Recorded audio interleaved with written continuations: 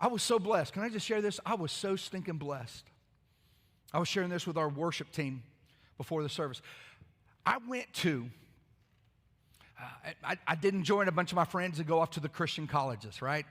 I wasn't at Dallas Baptist Theological. I wasn't at Southwestern Assembly God. No, I was at a college, a large college where we were, can I just go ahead and say this? We were always in the top five party schools of the nation.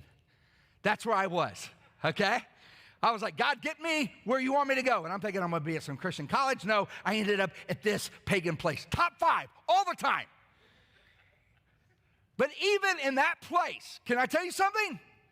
There's light and darkness. Daddy's strategic.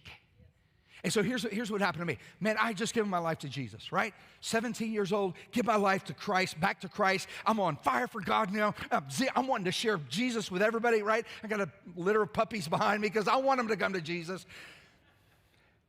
And I can remember the very first class that I had, Philosophy 101. 8 o'clock in the morning. Big mistake. I show up at 8 o'clock in the morning. I'm standing outside of the class, man. I'm nervous. I'm excited. I start talking to this guy who's standing there. And I let him know, man, just real quick, man, let him know that I'm a believer and I'm a Christian, and I'll never forget his response. He goes, which class are you going to? I said, philosophy right here. And he goes, ooh. I said, what do you mean, ooh? And he looked at me. He said this. He said, they're going to eat your God up. So now I'm feeling like Daniel about to walk into the lion's den. I'm like walking in there, and it's just like, I'm nervous, and I'm sitting down, and man, there's about 75 people inside this room. All of a sudden the door, I'm watching the door, waiting for the professor to come in. I'm expecting Satan to come walking in. That's what's happening. Door opens up. Professor walks out. Dr. Trainer. Never forget this guy. Silver hair, dressed real sharp. He comes walking in.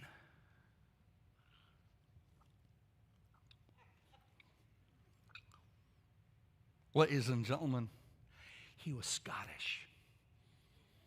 I'll just be honest with you. I couldn't understand what he said 2/3 of the semester. But it sounded so cool. And in Dr. Trainer's class of philosophy, his whole goal was to get you to push toward truth. Don't stay in your comfort zone. Don't stay with the masses. Seek truth. And can I just tell you something? For me personally, I learned more in that very first philosophy class my freshman year at 8 a.m. in the morning. I learned more in that class than all of my seminary experience combined. Dr. Trainer, he pushed me toward truth. And so years later, I remember I was actually speaking at a conference, and I had somehow gotten word that Dr. Trainer had died. And I got his wife's contact information, and I reached out to her, and I said, you don't know me? I said, my name's Scott Crenshaw, and I was in your husband's philosophy class 101 years back.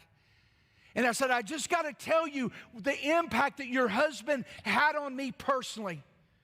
Now, I was getting ready to really drop the bomb to a philosophy professor's wife that I'm a Christian, because I thought for sure the moment I say, I'm a pastor, I'm talking to students about Jesus, I thought for sure she was going to like, well, that's not what my husband intended for you to do.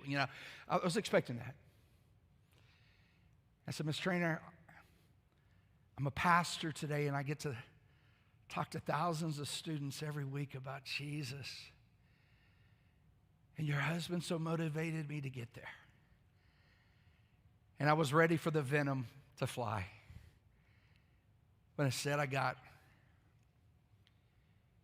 you know that he loved Jesus.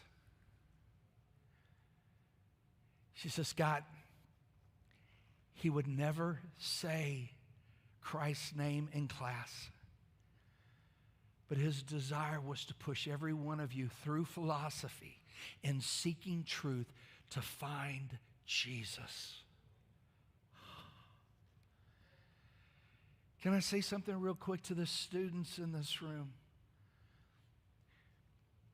You get to the place where you're wanting Jesus to be supreme in your life, and you're like, God, I love you so much. I want to do whatever it is you want me to do.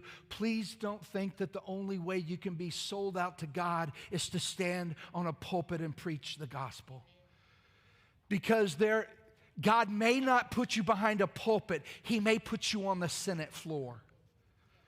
You sell out to Jesus and say, Jesus, you be supreme. You are enough, and I want you to fill me up, and I want to be a part of what you are doing, building your kingdom. He may put you in a school. He may put you on a Senate floor. He may not take you to Africa. He may not put you behind a pulpit. But I promise you, He will give you a microphone.